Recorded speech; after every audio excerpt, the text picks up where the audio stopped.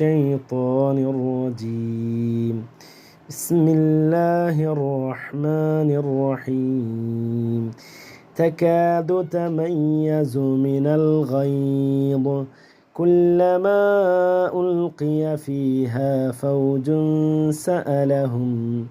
سألهم خزنتها ألم يأتكم نذير. സൂറത്തുൽ മുൽക്കിലെ തബാറക്കയിലെ 8-ാമത്തെ ആയത്താണ്. കഴിഞ്ഞ ആയത്തിൽ അല്ലാഹു സുബ്ഹാനഹു വ തആലയിൽ വിശ്വസിക്കാത്ത അവിശ്വാസികൾക്ക് ഉള്ള സങ്കേതം നരകാഗ്നിയാകുന്നു. അദാബു ജഹന്നം, അത് നീചമായ സങ്കേതമാണ് എന്നാണ് 6-ാമത്തെ ആയത്തിൽ പറഞ്ഞത്. അതിലേക്ക് നരകത്തിൻ്റെ ആളുകളെ എറിയപ്പെടുമ്പോൾ, അവിശ്വാസികളെ എറിയപ്പെടുമ്പോൾ അവരുടെ റബ്ബിനെ അവിശ്വസിച്ചതിൻ്റെ ഫലമായി അവർക്ക് ലഭിക്കാനിരിക്കുന്ന നരകത്തെ ശിക്ഷയെക്കുറിച്ചാണ് അള്ളാഹു പറയുന്നത്. ഇദാ ഉൽഖൂ ഫീഹാ സമിഉ, അവർ അതിലേക്ക് എറിയപ്പെട്ട് കഴിഞ്ഞാൽ വലിയ ഗർജനം അവർക്ക് കേൾക്കാൻ സാധിക്കും. തിളച്ചുമറിഞ്ഞുകൊണ്ടിരിക്കും നരകാഗ്നി അതിൻ്റെ കോപം കാരണത്താൽ. ആ വിശ്വാസികളോടുള്ള കോപം നിമിത്തം അത് 2 ഭാഗങ്ങളിലേക്ക് പിളർന്നു പോകാറായിരിക്കുന്നു.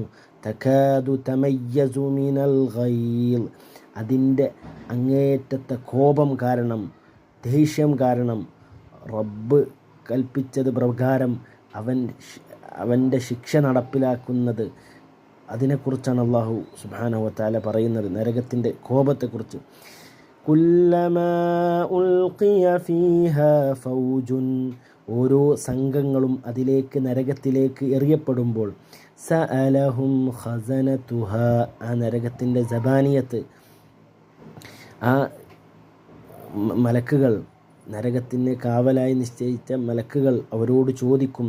സഅലഹും ഖസനതുഹാ അലം യഅതികും നദീർ, നിങ്ങൾക്ക് ഇതെല്ലാം, ഈ നരകത്തെക്കുറിച്ചും അള്ളാഹുവിൻ്റെ ശിക്ഷയെക്കുറിച്ചുള്ള മുന്നറിയിപ്പ് നൽകുന്ന താക്കീതുകാർ, നദീറുകൾ, പ്രവാചകന്മാർ, അള്ളാഹുവിൻ്റെ ദൂതന്മാർ നിങ്ങൾക്കിതെല്ലാം ഊതിക്കേൾപ്പിക്കുന്ന, അല്ലെങ്കിൽ അള്ളാഹുവിൻ്റെ സന്ദേശം നിങ്ങൾ ഊതിക്കേൾപ്പിക്കുന്ന മുന്നറിയിപ്പുകാർ വന്നിട്ടില്ലേ എന്ന് അവരോട് ചോദിക്കും എന്നാണ്.